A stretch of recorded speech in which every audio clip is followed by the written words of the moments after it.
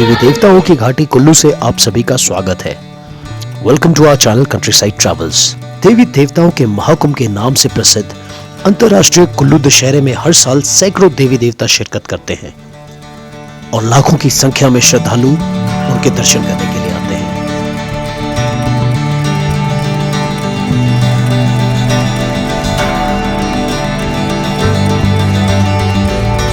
वर्ष 1660 से दशहरे उत्सव का आयोजन कुल्लू के ढालपुर मैदान में किया जाता आ रहा है।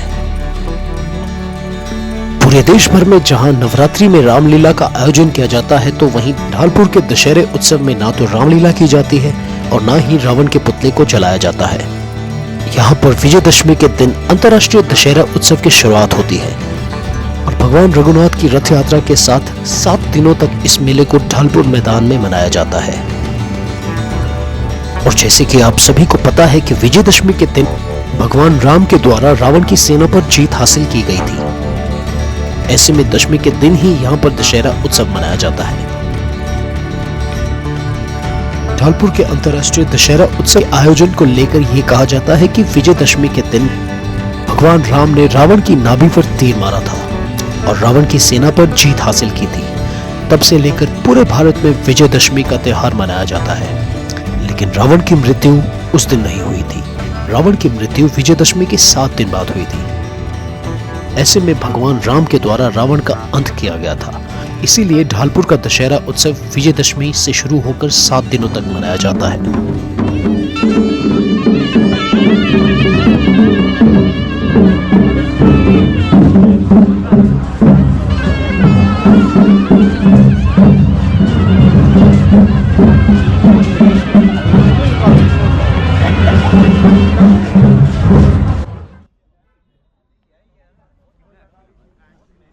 अंतर्राष्ट्रीय दशहरे उत्सव में माता हिडिंबा, देवता बिजली महादेव, माता भेखली, जमदग्नि ऋषि सहित कुछ प्रमुख देवी देवता हैं जिनके बिना दशहरा उत्सव संपन्न नहीं किया जा सकता।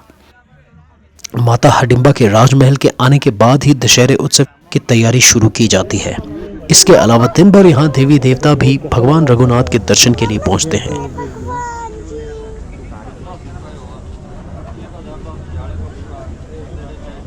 शाम के समय ढालपुर मैदान में भगवान रघुनाथ की रथ यात्रा आयोजित की जाती है, जिसमें हजारों लोगों की भीड़ भगवान रघुनाथ के रथ को खींचने के लिए उमड़ती है।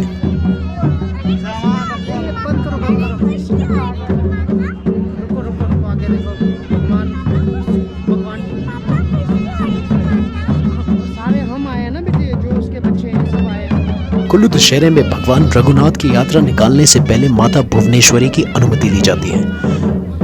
तब भुवनेश्वरी का मंदिर भेखली में स्थित है और इनके इशारे के बाद ही इस रथ यात्रा की शुरुआत होती है। इसके पीछे एक मान्यता है कि कुल्लू के राजा ने एक बार जबरदस्ती भेखली मंदिर से माता का रथ मंगाने की कोशिश की। वह आधे रास्ते तक ही पहुंचे थे कि तभी राजमहल में सांप निकलने लगे। राजा ने जब पता किया तो पता चला कि मां भुवनेश्वरी का प्रकोप है। इसके बाद कभी उनकी मर्जी के बिना उन्हें मंदिर से नहीं लाया गया। इसी के बाद रथ यात्रा के लिए उनकी अनुमति लेने की परंपरा बन गई। और अभी जिस जगह से हम जा रहे हैं वहां पे जो देवी देवता विभिन्न गांव से आते हैं, उनके शिविर हैं, तो उन्हें जो यहाँ पे जगह है वो अलॉट की जाती है प्रशासन द्वारा और आमंत्रण भेजा जाता है और नजराना दिया जाता है इस मेले में आने का। और फिर यहाँ पे वो अपना शिविर लगाते हैं 7 दिनों तक। और हम भी यहाँ पे देवी देवताओं का आशीर्वाद इस वक्त ले रहे हैं। इस साल बताया जा रहा है कि करीब 340 देवी देवता हैं कुल्लू जिले में, जिन्हें आमंत्रण दिया गया है कुल्लू दशहरे के लिए। और इसके अलावा अगर कोई और देवी देवता आना चाहते हैं तो उन्हें इंतज़ाम अपने रहने और जगह का खुद ही करना पड़ता है और गवर्नमेंट की तरफ से कोई अरेंजमेंट नहीं होती और कोई नजराना उन्हें नहीं दिया जाता। कुल्लू दशहरे से जुड़े दिलचस्प इतिहास के बारे में मैं आज आपको बताऊंगा। मनाया जाता है कुल्लू दशहरा और विजयदशमी के दिन जब पूरे देश में रावण के पुतले को जलाया जाता है, उसी विजयदशमी के दिन इस कुल्लू दशहरे की शुरुआत होती है। कुल्लू दशहरे की कुछ झलकियों का आनंद लीजिए। तो बने रहिए हमारे साथ इस वीडियो में। कुल्लू दशहरा अब एक कल्चरल एक्सट्रावेगेंजा भी बन चुका है और विभिन्न देशों से यहाँ पे लोग कल्चरल प्रोग्राम के लिए आते हैं और अपनी अपनी कल्चर की प्रस्तुति देते हैं। और अभी ये जो सामने आप देख रहे हैं ये कजाकिस्तान की लड़कियां हैं जो अपने देश का लोकल नृत्य पेश कर रही हैं। इसके अलावा और भी देश हैं जैसे रशिया, उज़्बेकिस्तान और अन्य देश जहाँ के लोग यहाँ पे परफॉर्म करने के लिए आते हैं।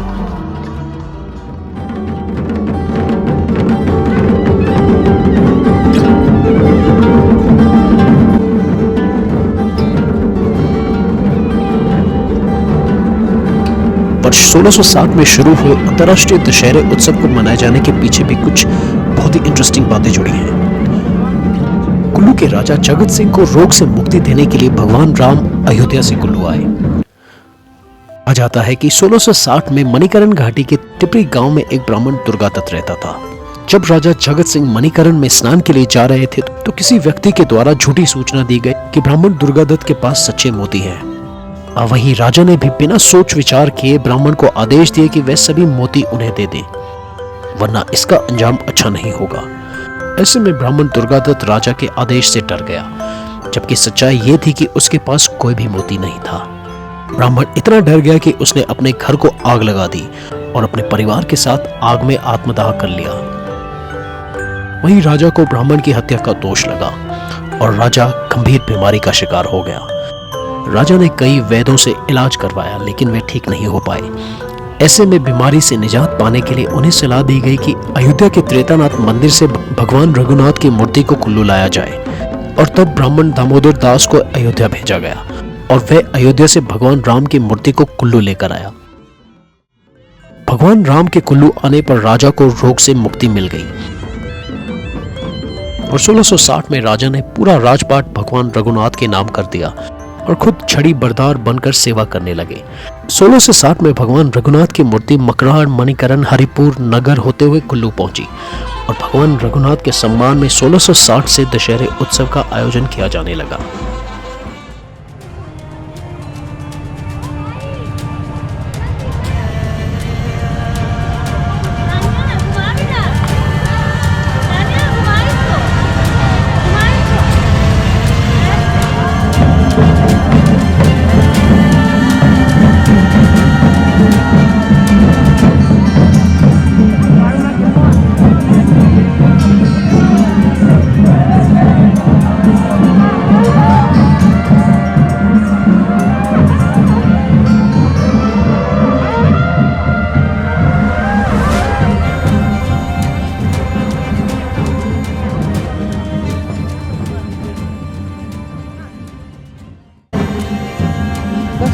कौन सा 10 का?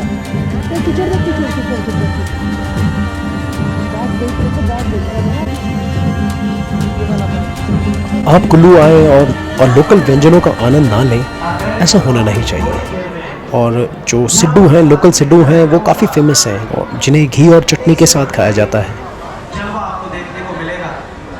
और पिछले साल के बारे में बता रहे हैं यहाँ पे मुझे कि करीब 2.25 करोड़ के सिड्डू और कचौरी यहाँ पे जो आने वाले विजिटर्स हैं वो खा गए। इसके अलावा अब हमें देखने को मिल रहा है कि जो नए नए व्यंजन हैं, कोदरा और अलग अलग जो पहले पुराने ज़माने में शायद कभी खाए जाते थे व्यंजन, उन्हें भी वापस यहाँ पे लाया गया है और हम भी कुछ टेस्ट करेंगे। शायद कोदरा का यहाँ पे परांठा मिल रहा है, हम भी टेस्ट करेंगे उसे।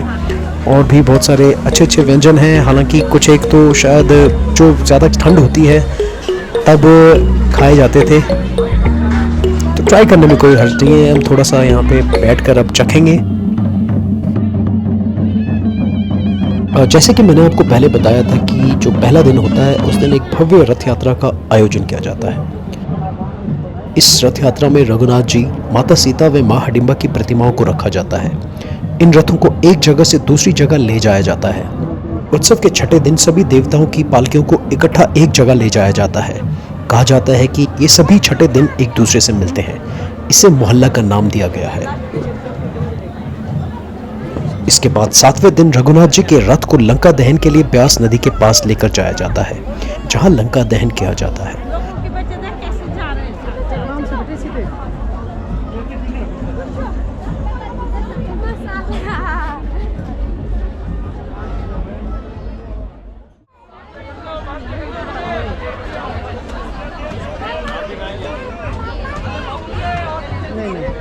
नहीं नहीं गिरा दो।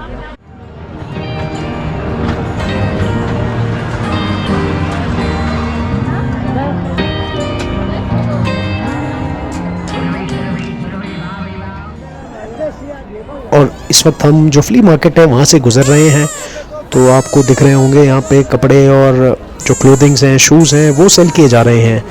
और ये भी काफ़ी एक बड़ी मार्केट है और अब सर्दियों का आगाज़ भी होता है, तो यहाँ से प्राइमरीली लोग जो जैकेट्स और जो सर्दियों के कपड़े हैं वो परचेज करते हैं।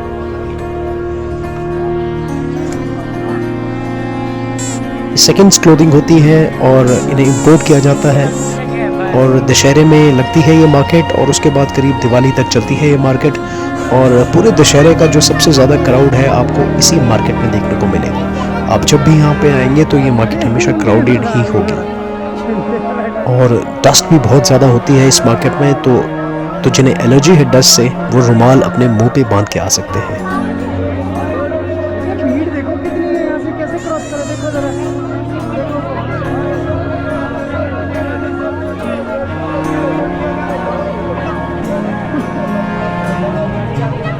हर जगह सेल लगी है, देखो यहाँ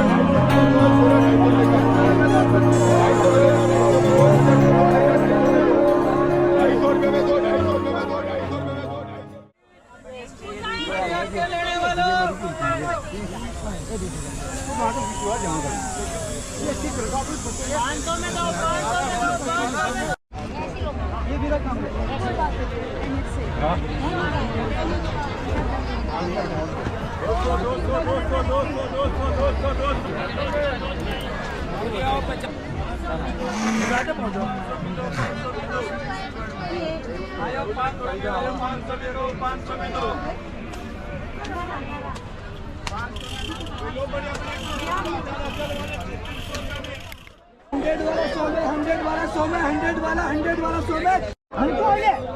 लो बेटे उठो, यहाँ से लग जाएगी, उठो।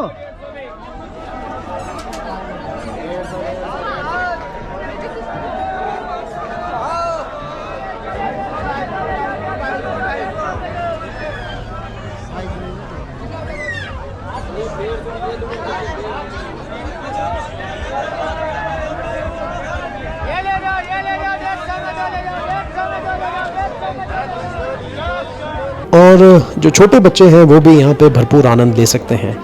यहाँ पे पूरा एक एरिया है जो डेडिकेटेड है छोटे बच्चों के जो झूले हैं, जो वाटर एक्टिविटीज़ हैं उनके लिए।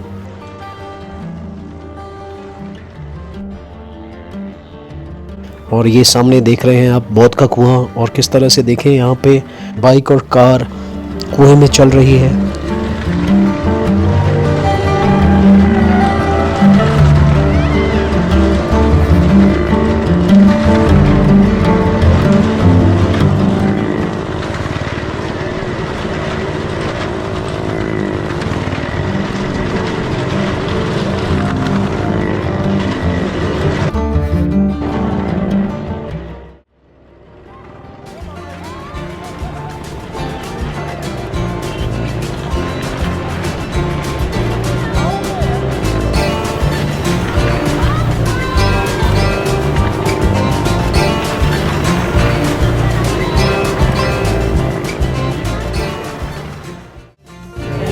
ये है गेम, देखो यहाँ पे ये बॉल जाएगी इन नंबरों में, नंबरों से से नंबर ऊपर आएगा तो 5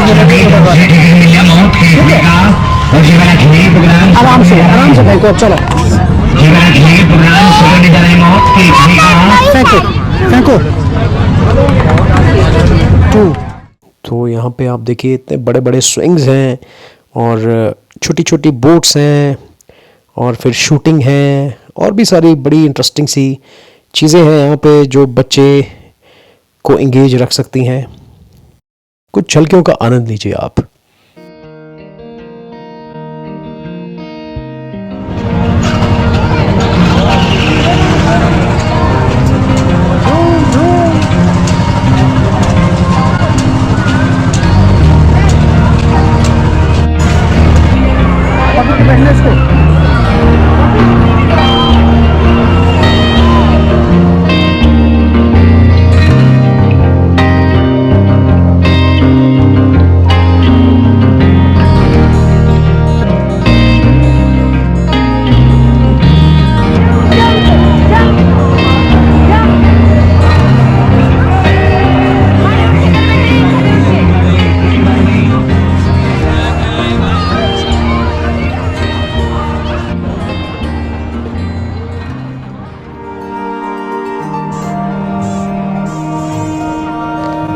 जैसे कि मैं आपको पहले बता रहा था कि कुछ प्रमुख देवी देवता हैं जिनके बगैर इस दशहरे पर्व की शुरुआत नहीं हो सकती और उनके बगैर ये संपन्न भी नहीं हो सकता, और उनमें से एक है हडिम्बा देवी। तो पहले दिन हडिम्बा देवी मनाली से कुल्लू की ओर आती है और इस दौरान राजघराने के सभी सदस्य देवी देवताओं का आशीर्वाद लेने के लिए पहुंचते हैं और हडिम्बा देवी को राजघराना अपनी ही कुल देवी मानता है।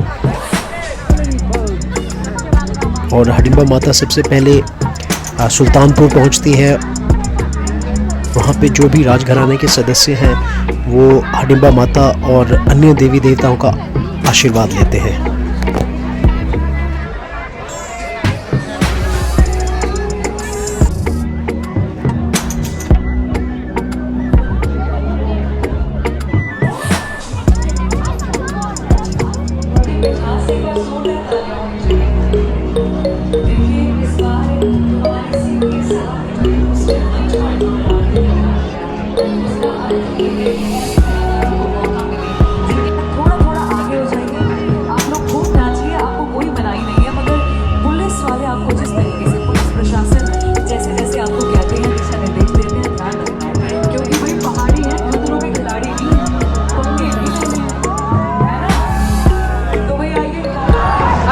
क्या बात है, तो नॉट टू या योर गौरव है। चलिए जी, मेला है हमारा दशहरा से सालाने का।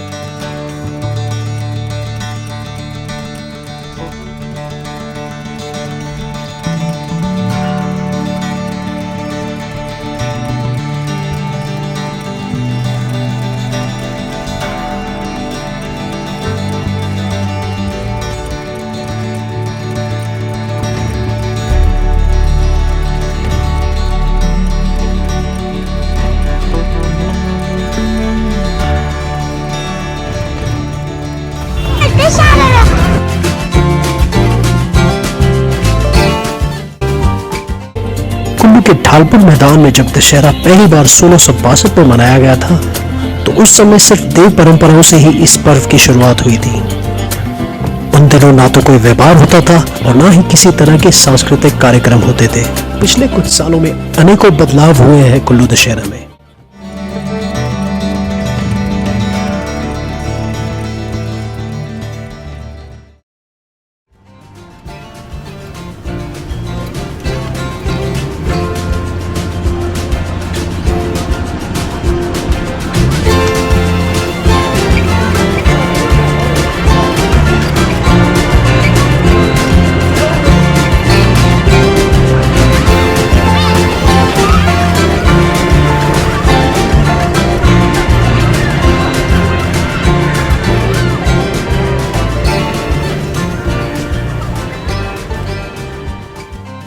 कुल्लू दशहरे के उत्सव में 5 बलि दी जाती है। ऐसी मान्यता है कि जीव की मृत्यु देने से काम, क्रोध, मोह, लाभ और अहंकार ये सब दोष भी खत्म हो जाते हैं। लंका दहन के बाद रथ को वापस उसके स्थान पर लाया जाता है और रघुनाथ जी को रघुनाथपुर के मंदिर में पुनः स्थापित किया जाता है।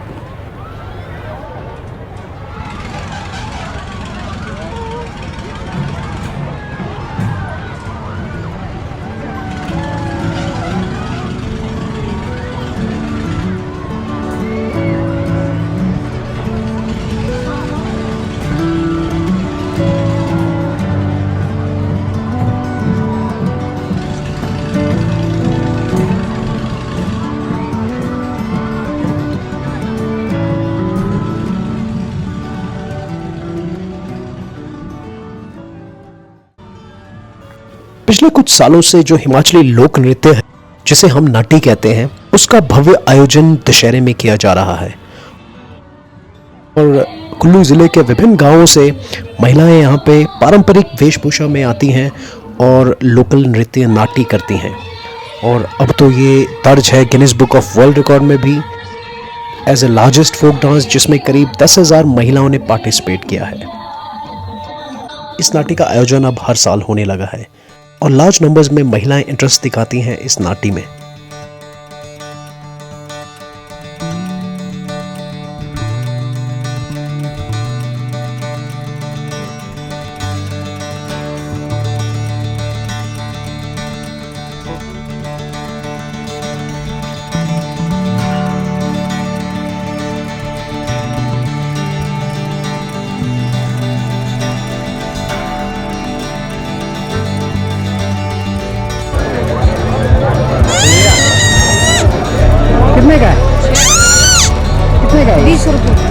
चल में बाद में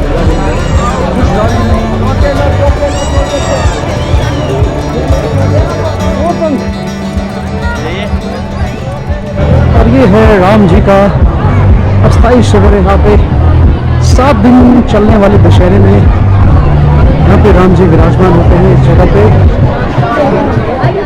भगवान रघुनाथ 7 दिनों तक ढालपुर के अस्थाई शिविर में विराजमान रहते हैं और 7वें दिन लंका दहन के साथ अपने मंदिर की ओर वापस लौट जाते हैं। अब सामने आपको दिखाऊंगा मैं रथ, राम जी का रथ है ये, जिसे पहले दिन खींचकर यहाँ पे लाया जाता है।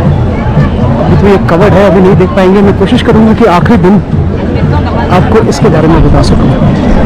ये हो रहा है।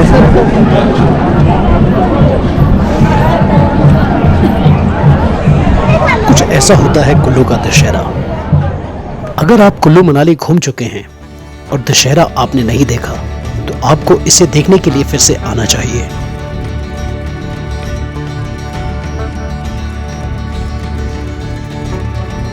और अगर आप आने वाले समय में कुल्लू मनाली आने की सोच रहे हैं तो कुल्लू का विश्व प्रसिद्ध दशहरा जरूर देखिएगा। 7 दिनों में कुल्लू का वातावरण पूरी तरह से देवमयी और अलौकिक हो जाता है। ढोल नगाड़ों की धुनों के बीच भगवान रघुनाथ की भव्य रथ यात्रा दशहरे से शुरू होती है और चारों तरफ आपको यहाँ पे देवी देवता दिखते हैं और ढोल नगाड़ों की धुन के बीच रघुनाथ की भव्य रथ यात्रा से दशहरा शुरू होता है। हर साल इसे अक्टूबर महीने में मनाया जाता है। आशा करता हूं कि आपको ये वीडियो इंटरेस्टिंग लगा होगा और विश्व स्तरीय कुल्लू दशहरे की जानकारी आपके लिए उपयोगी साबित होगी। ऐसे ही कुछ इंटरेस्टिंग वीडियोस देखने के लिए हमारे चैनल कंट्रीसाइड ट्रैवल्स को सब्सक्राइब करें। इस वीडियो को देखने के लिए बहुत बहुत धन्यवाद। देखते रहिए कंट्रीसाइड ट्रैवल्स।